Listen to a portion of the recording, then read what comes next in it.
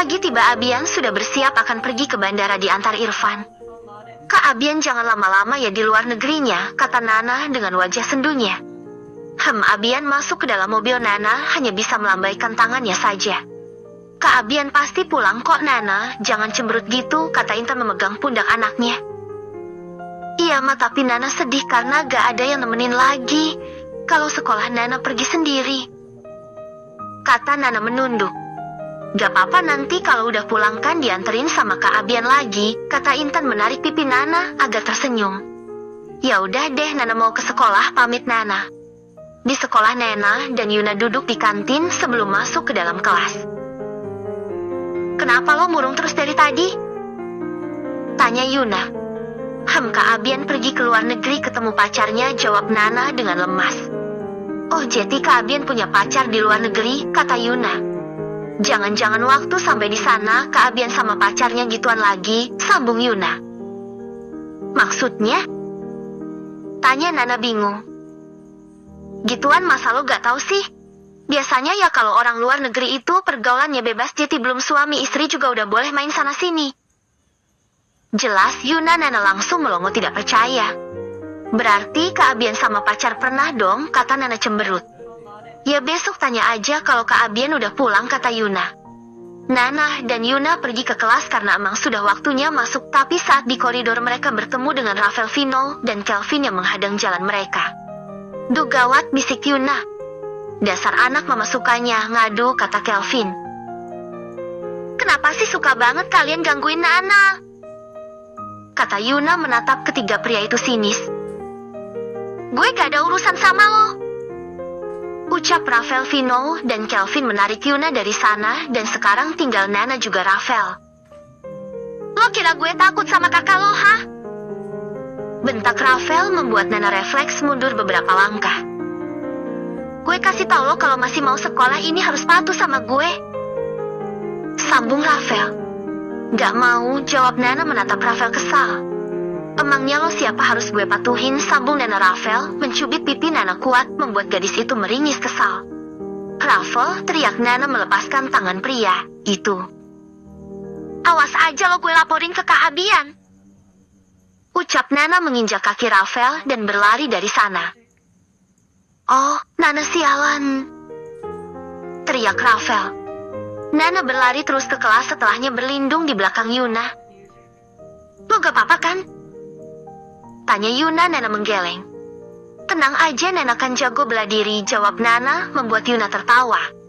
Abian sudah sampai di bandara Jerman, dia akan pergi menuju apartemen Giselle sekarang. Tapi sejak tadi Abian tidak bisa menelpon Giselle. Mungkin lagi banyak urusan, gumam Abian selalu berpikir positif thinking. Sampai gedung apartemen Giselle, Abian langsung pergi ke lantai 3. Udah lama gue nggak masuk ke sini, ucap Abian pelan sambil tersenyum. Dia tidak sabar untuk melihat Giselle dan menekuk gadis itu. Bahkan pinnya masih sama. Abian masuk ke dalam ruangan itu terlihat gelap. Abian terus masuk ke dalam dan pergi ke kamar Giselle, tapi sesuatu yang sangat familiar terdengar jelas di kuping Abian. Giselle, Abian buru-buru membuka pintu kamar gadis itu saat mendengar suara desahan dari dalam. Beera kakak, Abian mendobrak pintu kamar itu lalu terdiam menyaksikan pemandangan yang ada di depannya saat ini. Bian? Giselle menatap pria itu seperti tidak percaya. Ternyata ini alasan lo selalu nolak panggilan gue. Abian menutup kembali pintu kamar dan pergi meninggalkan Giselle. Abian tunggu. Lo kenapa gak bilang mau kesini? Giselle menahan tangan Abian. Kalau gue bilang mau kesini, gue pasti gak bakalan tahu sikap busuk lo, ucap Abian dingin. Maaf, kata Giselle pelan. It's okay. Semuanya udah kelar, hubungan kita cukup di sini aja, kata Abian. Dan untuk biaya kehidupan lo di sini mulai sekarang tanggung sendiri, sambung Abian. Pergi dari sana membuat Giselle terdiam. Selama ini, biaya kehidupan Giselle di Jerman ditanggung Abian tanpa sepengetahuan siapapun, termasuk teman-temannya dan juga Ahmad. Abian masuk ke dalam taksi, dia akan langsung pergi kembali ke bandara. Di dalam taksi, Abian menatap ponselnya, dia tidak menyangka kalau Giselle akan mengkhianatinya begini. Gue kecewa sama lo, ucap Abian menatap jendela mobil. Gak terasa air matanya menetes dan dengan cepat Abian menghapusnya. Sudah 2 hari Nana merenung di rumah karena Abian tidak kunjung pulang juga, padahal tanpa ditahu Abian sudah kembali dari kemarin, tapi pria itu memilih untuk tidur di hotel untuk beberapa hari karena dia ingin sendirian. Akhirnya sore ini Abian pulang ke rumah, dia juga merasa rindu pada Nana. Begitu Abian membuka pintu rumah, dia langsung disambut senyuman hangat Intan. "Abian, kamu sudah pulang," ucap Intan ingin menghampiri Abian, tapi pria itu langsung pergi ke kamarnya, membuat Intan berhenti di tempatnya. "Gak apa-apa, mending aku bikinin Bian makanan, pasti anak itu lapar," gumam Intan. Nana beranjak dari kasurnya dan ingin pergi turun ke bawah karena sangat bosan di dalam kamar terus. Saat membuka pintu bertepatan dengan Abian yang ingin ke kamarnya. "Kak Abian," teriak Nana senang dan langsung memeluk pria itu. "Akhirnya Kak Abian pulang juga, Nana udah kangen banget," kata Nana. Abian tersenyum tipis lalu mendorong Nana. "Minggir lo, gue capek mau istirahat." Abian masuk ke dalam kamarnya diikuti Nana. "Kak Abian, lama banget pulangnya Nana, Jeti bosen di rumah sendiri," kata Nana, tapi Abian hanya diam tanpa respon. Intan membawakan puding dan beberapa makanan ke kamar Abian, ternyata di sana sudah ada Nana. "Kamu kok di kamar Kak Abian?" tanya Intan. "Iya Ma, Nana kangen sama Kak Abian," jawab Nana. Abian yang sedang menyusun bajunya hanya diam melihat keduanya. "Iya, tapi Nana tetap gak boleh sembarangan masuk ke dalam kamar Kak Abian," kata Intan. Nana mengangguk pelan. "Mama bawa apa?" tanya Nana. "Ini ada puding sama makanan kesukaan Kak Abian. Mama taruh di meja ya," kata Intan walaupun Abian tidak melihatnya ataupun merespon. Intan tetap tersenyum. "Mama keluar ya. Nanti kalau Nana udah selesai keluar jangan ganggu Kak Abian istirahat," kata Intan. "Iya Mama," jawab Nana. Abian duduk di samping Nana menatap langit-langit kamarnya, lalu Nana menatap pria itu intens. "Kenapa lo liatin gue segitunya?" kata Abian. "Kak Abian kan abis ketemu pacarnya, pasti di sana Kak Abian sama pacarnya main kan," kata Nana membuat Abian tersedak puding. "Apa sih lo, gak jelas banget?" kata Abian kesal. "Pasti Kak Abian udah pernah gituan kan?" kata Nana berdiri menatap Abian sinis. "Iya, kenapa emangnya lo mau nyoba?" kata Abian santai. "Emangnya boleh?" tanya Nana dengan polosnya, membuat Abian terkejut dan salting sendiri. "Gak, lo masih kecil," jawab Abian. "Terus kalau udah besar boleh?" tanya Nana. Abian mengangguk pelan. "Tapi kan Nana udah besar," kata Nana. Abian malah fokus ke dada gadis itu. "Besar sih," kata Abian tanpa sadar. Setelah sadar dia pun menggelengkan kepalanya cepat. "Apa sih yang lo pikirin?" gumam Abian memukul kepalanya sendiri. Bab ke-7. Malam tiba, teman-teman Abian pada datang ke rumah, begitu juga Anaya karena malam ini Bian mengadakan acara makan malam. "Malam Tante," sapa Anaya. "Malam juga Anaya," jawab Intan tersenyum manis. "Nana di mana, Tan?" tanya Anaya.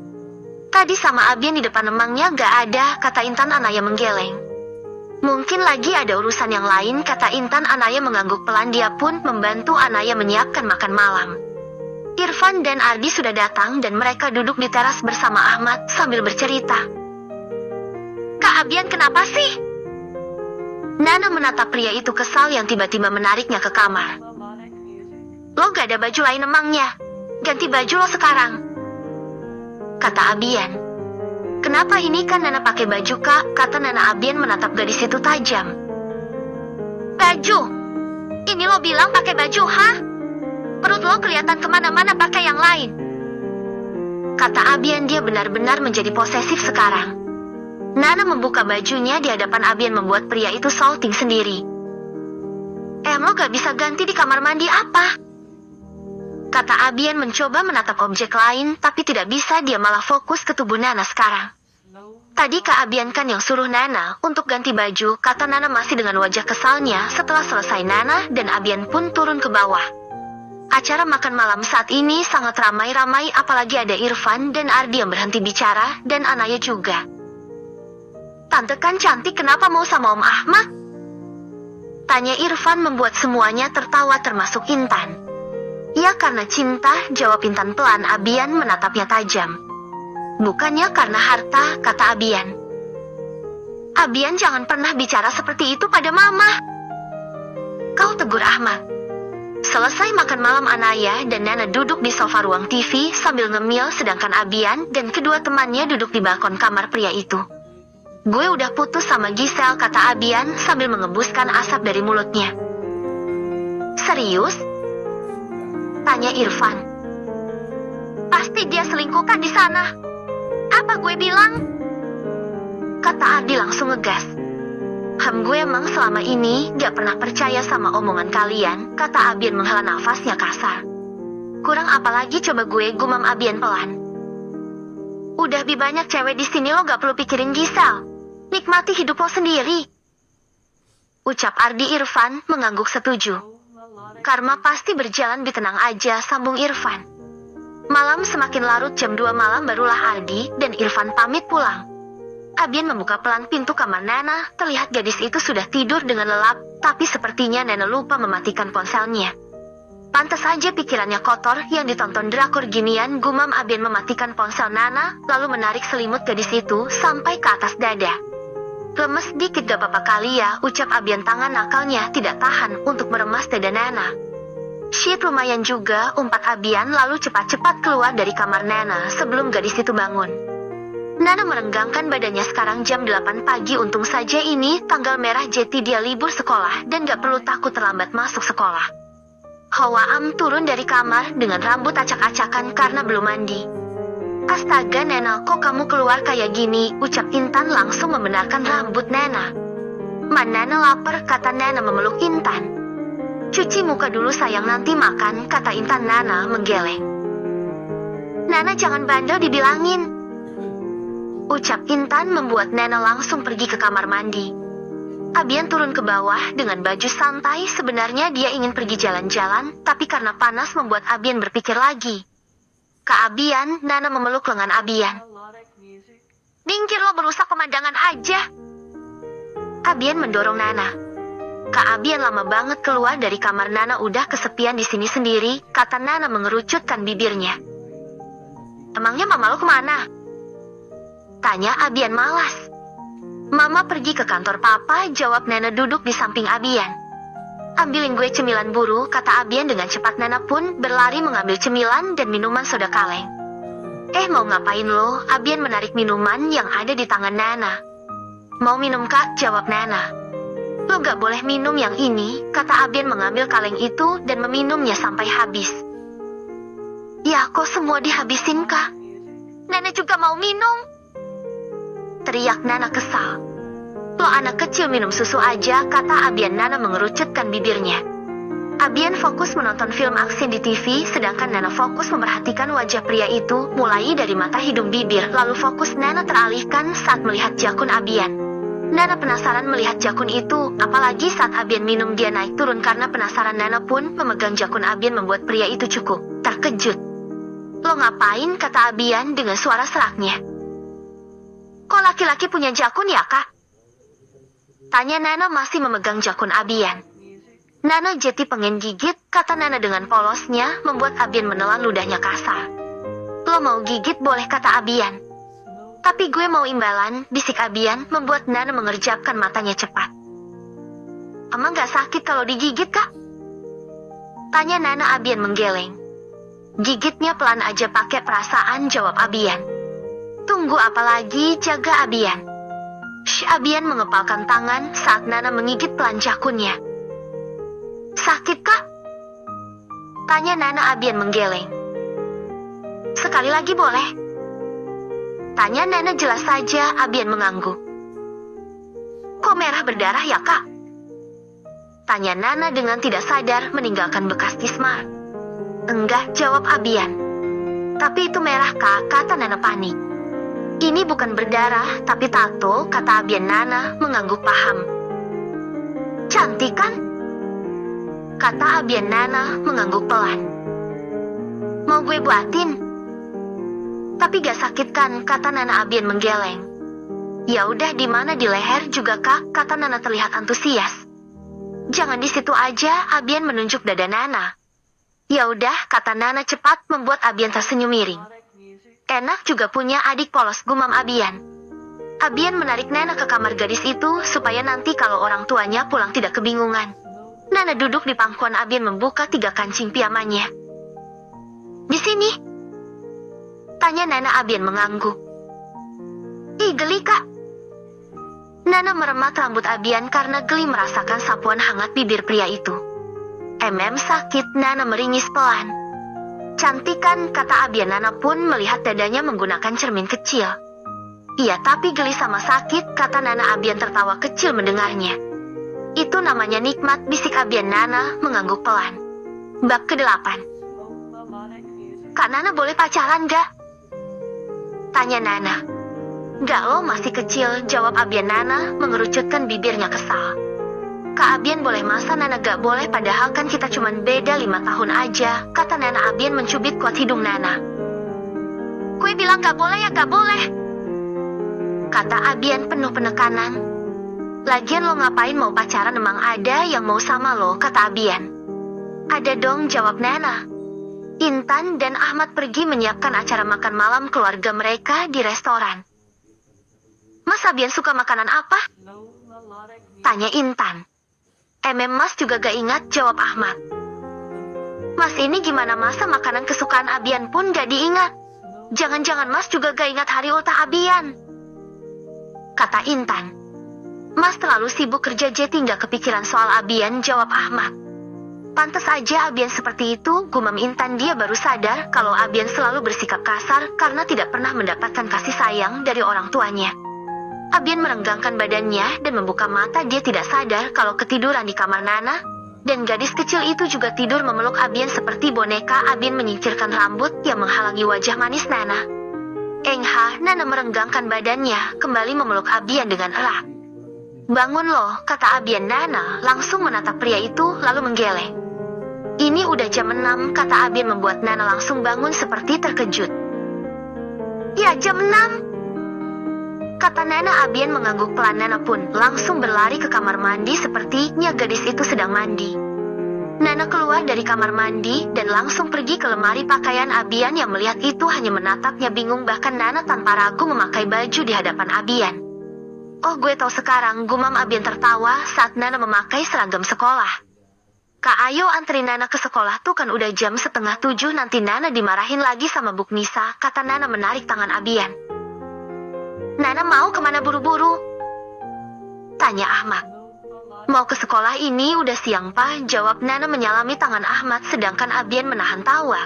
Sekarang? Sekolah?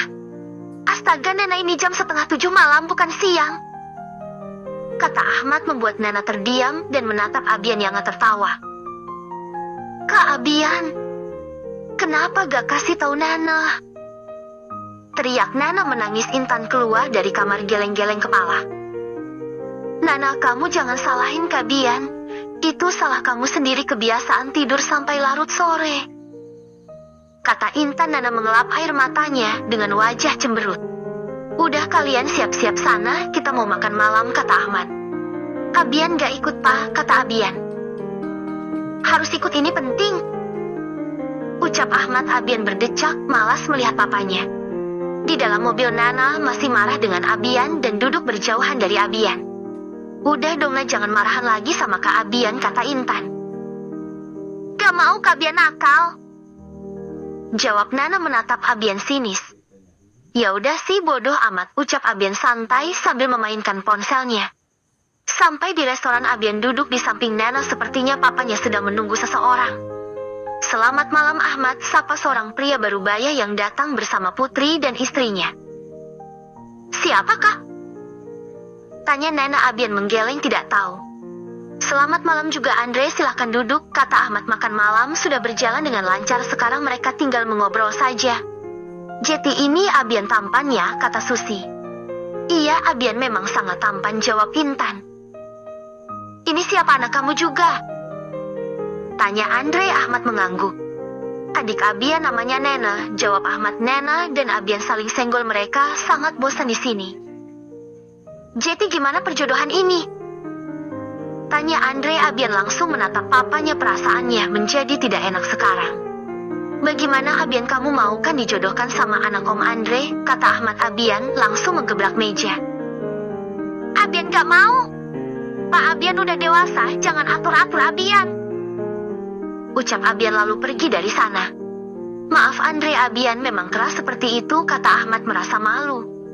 Gak apa-apa, mungkin Abian sudah mempunyai kekasih, kata Susi mencoba mengerti keadaan, tapi tidak dengan putrinya yang bernama Angela. Nana mengejar Abian yang gak tahu ada di mana pria itu. Kemana ya Kak Abian, kok di mana-mana gak ada, ucap Nana bingung. Dia sudah mencari Abian ke depan restoran sampai di parkiran. Nana terkejut saat tiba-tiba ditarik seseorang masuk ke dalam mobil. Ngapain lo di sini sendiri? Tanya Yuna. Ih Yuna, gue kira siapa? Nana menatap Yuna kesal. Hehe, sorry, abisnya lo sendirian kayak orang kebingungan, kata Yuna. Gue cari Kak Abian tadi, dia marah karena mau dijodohkan sama anak temennya papa gue, kata Nana. Terus udah ketemu? Tanya Yuna. Nana menggeleng. Gak tahu sekarang Kak Abian di mana, jawab Nana. Udah coba lo telepon? Tanya Yuna. Nana menggeleng. Ya ditelepon dulu nah, kata Yuna. Emang harus ya? Tanya Nana membuat Yuna geram. Ya haruslah, jawab Yuna. Nana pergi masuk ke dalam kamarnya. Sedari tadi dia terus kepikiran Abian, soalnya Abian gak bisa dihubungi. Nana juga gak punya nomor teman-teman Abian.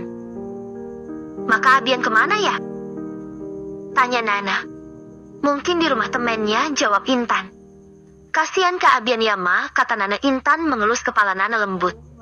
Iya sayang, nanti Mama coba bicara sama Papa supaya perjodohannya dibatalkan, kata Intan. Nana mengangguk setuju. Sekarang kamu tidur ya, ini udah malam. Intan mematikan lampu kamar Nana dan setelahnya pergi. Melihat Ahmad yang sedang duduk di sofa, Intan pun menghampiri pria itu. Mas lagi apa? Tanya Intan duduk di samping Ahmad. Nunggu anak itu pulang, jawab Ahmad. Sepertinya pria itu sangat marah. Sekarang pintu rumah terbuka, terlihat Abian yang datang dengan wajah dinginnya. Ahmad pun langsung berdiri dan menampar Abian kuat, membuat Intan terkejut. Mas! Teriak Intan langsung memeluk Abian dan mengelus pipi pria itu. Kurang puas kamu ha? Selalu buat papa malu di hadapan banyak orang, teriak Ahmad. Abian mengepalkan tangannya kuat. Mas udah tahan amarah Mas. Biarkan Abian bicara, kenapa dia nolak Mas, pasti ada alasannya, kata Intan. Biar anak tidak berguna seperti dia harus diberi hukuman, kata Ahmad. Intan menggeleng dan menahan tangan Ahmad. Abian kamu ke kamar aja biar Mama yang urus Papa, kata Intan. Abian pun langsung pergi ke kamarnya. Kenapa kamu biarkan anak itu pergi? Teriak Ahmad. Udahlah Mas, kamu kayak gini semakin buat Abian membangkang nantinya. Coba kamu pahami Abian, dia seperti itu karena niru Mas, kata Intan. Ahmad menghela nafasnya kasar dan pergi ke kamar. Abian duduk di kasur memegang pipinya yang merah dan terasa sakit. Pintu kamar terbuka, terlihat Intan datang membawa kompres untuk Abian. Dikompres aja nanti gak sakit lagi kok Bian, kata Intan. Abian menatap wanita itu sinis.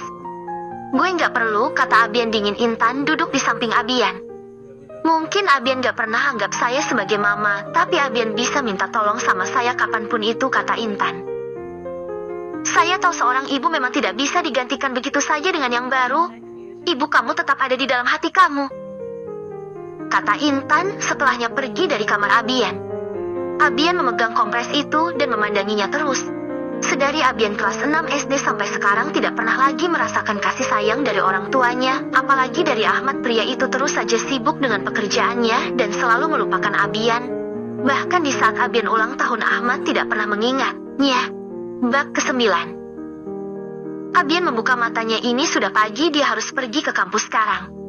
Abian yang sudah selesai bersiap pun langsung pergi menuruni tangga untuk sarapan, tapi saat melihat ada Ahmad di meja makan, Abian berbalik ingin pergi. Abian, kamu mau kemana? Sarapan dulu, kata Intan. Abian tidak menghiraukan wanita itu dan langsung pergi. Biarkan saja mau kemana dia, kata Ahmad. Nana yang sudah selesai makan membawa sandwich untuk Abian, berharap pria itu masih menunggunya di mobil, dan benar saja Abian menunggu Nana di dalam mobil. Kak Abian kenapa nggak makan? Tanya Nana memberikan sandwich yang dipegangnya tadi. Gue masih kenyang, jawab Abian malas. Bohong, kata Nana. Abian langsung melajukan mobilnya menjauh dari rumah. Kak Abian juga tadi malam kemana Nana cari hingga ketemu? kata Nana kesal. Bisa gak sih jangan campurin urusan gue?